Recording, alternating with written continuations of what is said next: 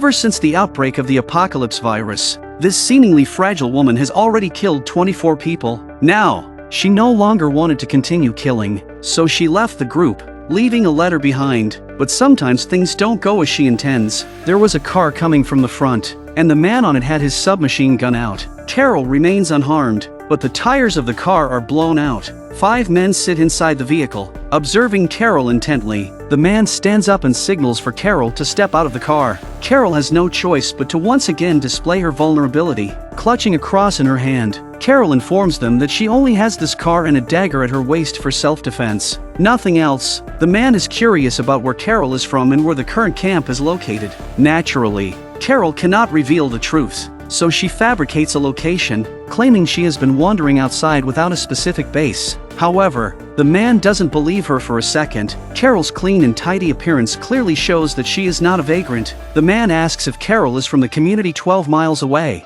a place called Alexandria. From their conversation, Carol deduces that these men's objective is precisely the community, likely members of a group called the Salvation Army. They have even recognized the car Carol is driving, the one used to fend off zombies at the community entrance. It seems they have thoroughly observed the community. The man continues to mock Carol, stating that a defenseless and clueless woman like her shouldn't have ventured out alone. Now he could send her back. Carol remains silent, her body trembling, seemingly struggling to catch her breath. In the eyes of these men, she poses little threat. Carol suggested in a trembling voice that they didn't have to. They can turn around and go back and no one will get hurt. The man assumes Carol is afraid, unaware that she refers to them getting hurt. Carol truly doesn't want to kill anymore, but she is compelled to in this post-apocalyptic world. Don't, please!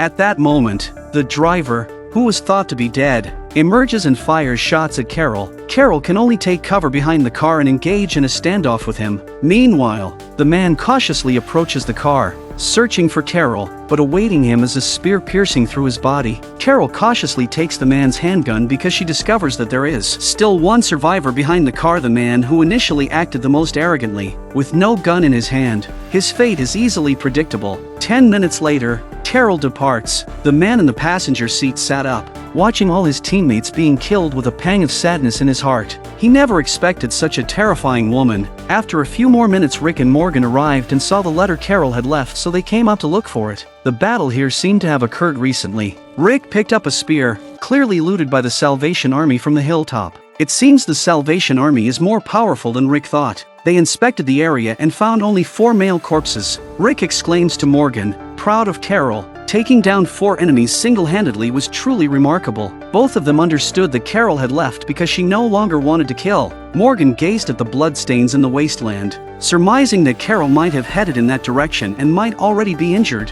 They had no choice but to proceed along the grassy path. As they moved forward, the surviving man, who had been secretly observing them, emerged from the nearby woods. Just now he had been peeking. He, too, headed in that direction, determined to find the woman and seek revenge. Rick and Morgan continued for several miles, following the trail, but still didn't find Carol. However, they discovered bloodstains on the ground. If it was indeed Carol's blood, she was in grave danger. When they reached a farm nearby, they spotted a female zombie whose silhouette resembled Carol's. They let out a sigh of relief when the zombie turned around. It wasn't Carol. However, the corpse seemed to have died no more than a day ago. Suddenly, they heard noises coming from inside the farmhouse. They cautiously approached and discovered a pile of bodies. They caught sight of a man using a spear to kill zombies. Rick approached with his gun, causing the man to panic and retreat into the house. He loudly explained that he didn't want any trouble and was simply searching for his horse. Morgan also mentioned that he was looking for a friend,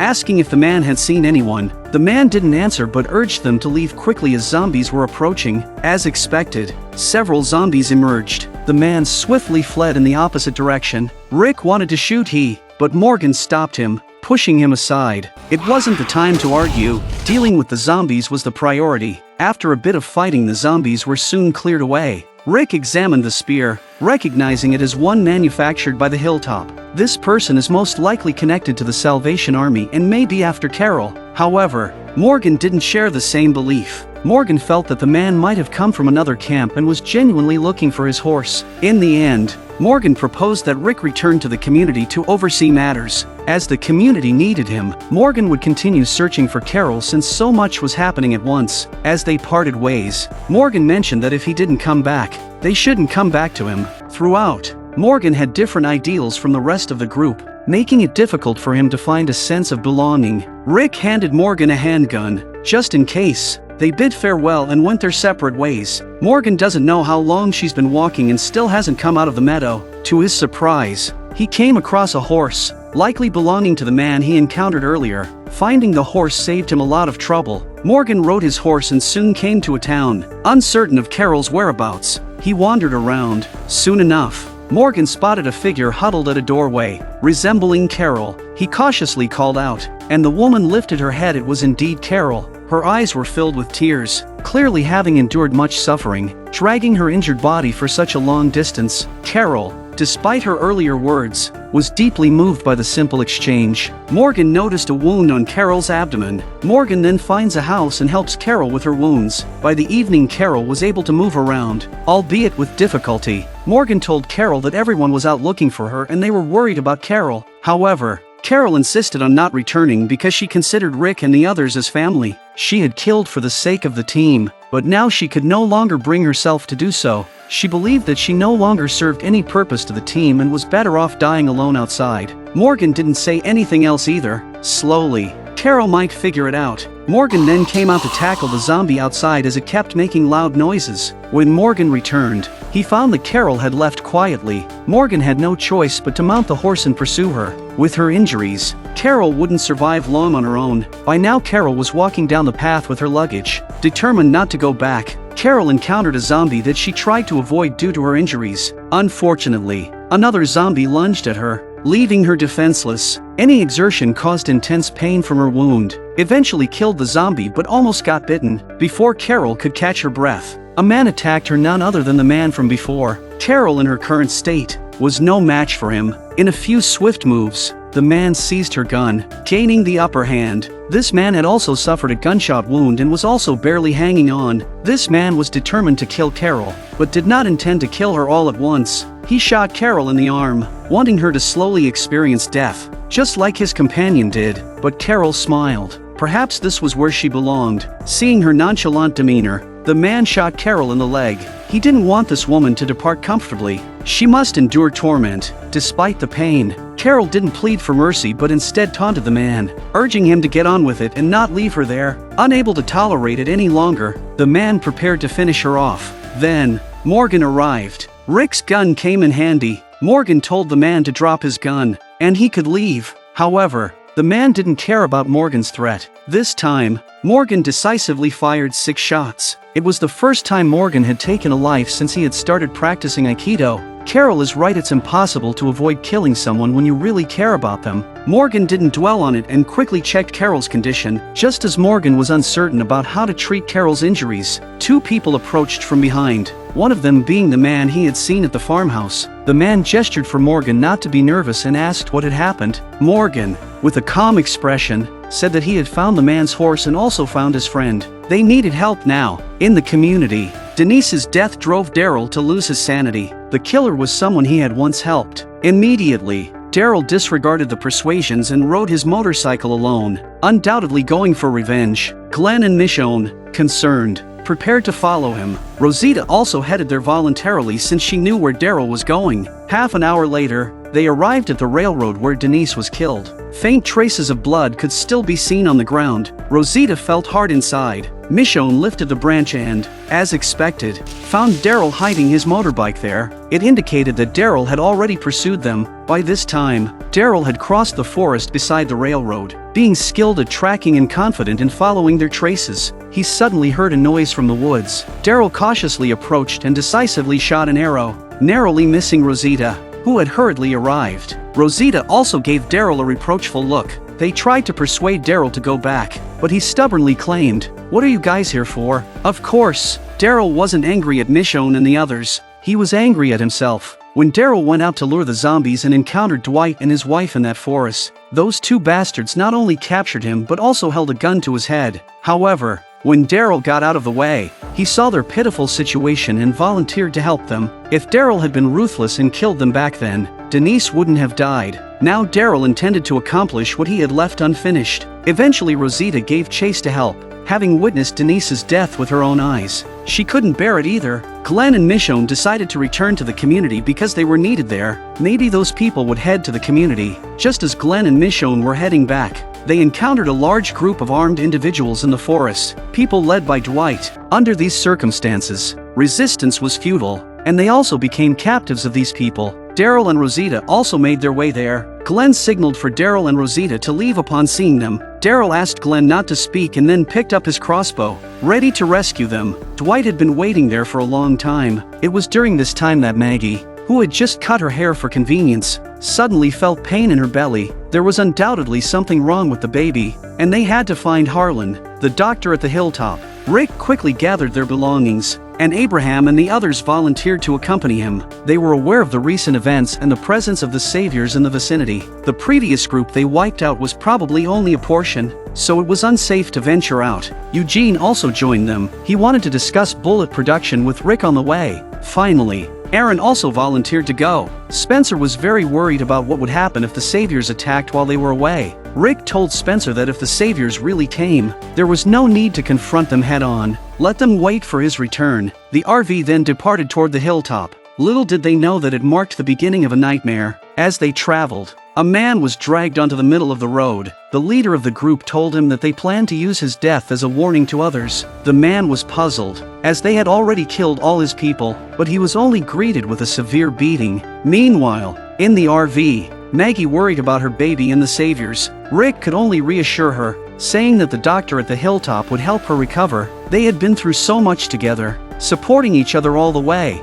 and as long as they stood united, they could overcome anything. Feeling somewhat relieved after listening to Rick, Maggie calmed down. The RV drove for about 10 more minutes, and they encountered another group of people blocking their path. They saw a group of people blocking the road ahead and were unsure of their intentions. The posture of the group indicated that they had no immediate intention of violence. Rick naturally did not fire directly but politely walked out with his gun raised. The man opposite spoke up and said that this man belonged to a disobedient team and used threatening language. Rick did not want to get into a fight with them and said he was willing to negotiate and resolve any conflict peacefully. The man smiled in response to Rick's attitude and then stated that they should surrender all their weapons and one of them would be killed. According to their rules, he insisted that as long as they obediently followed their instructions, everything would be fine. Upon hearing this, Rick decided not to be polite anymore. He tightened his grip on his gun and firmly rejected their terms. He even expressed his intention to have them hand over their belongings, but he emphasized that he wouldn't kill any of them. In fact, he didn't want to kill anyone anymore. The man on the other side was also very angry at hearing this. The other man was spray painting the man on the ground with paint. Rick didn't want to escalate the situation and shouted for everyone to retreat and prepare to leave through a different route, as Maggie's treatment was a priority. Before getting back into the vehicle, Rick uttered a stern remark, but the man calmly remarked that it could be them who would die. He suggested that it would be better for them to be kind to the people in the vehicle, as today might be their last day. Rick nodded, got back into the vehicle, and prepared to leave. Considering the man's words as mere nonsense, the group of people didn't try to stop them from leaving. Soon, Rick's group chose an alternative route to continue their journey. However, they hadn't gone far when another group of people blocked their path. Rick's expression became serious. Today's events were definitely not coincidences. Sasha asks if they should fight back, and even Carl angrily suggested killing them all. Denise's death and Carol's situation were probably the doings of this group, but Rick decided to retreat. There were approximately 16 people on the other side, and they had likely been waiting there with some sort of ambush planned. Rick's group had only 5 people capable of fighting, aside from the driver, so their only option was to turn around and choose another route. Rick instructed to reverse the car slowly. The leader of the opposing group walked forward and fired several shots into the air, while Rick and his team remained on high alert, ready to respond if they made any aggressive moves. However, the other group remained unchanged and didn't try to stop them. The vehicle successfully turned around and headed towards another route. While in the vehicle, they analyzed the situation. Both groups were using the same type of weapons, indicating that they were part of the same team. But as they continued on their way, they encountered another obstacle. This time, there were numerous zombies tethered to block the road. The group cautiously got out of the vehicle and remained on guard. After inspecting the surroundings and finding no hidden attackers, they noticed something unsettling. One of the zombies had 2 crossbow bolts in it. They started to worry that Daryl and the others had been captured or killed.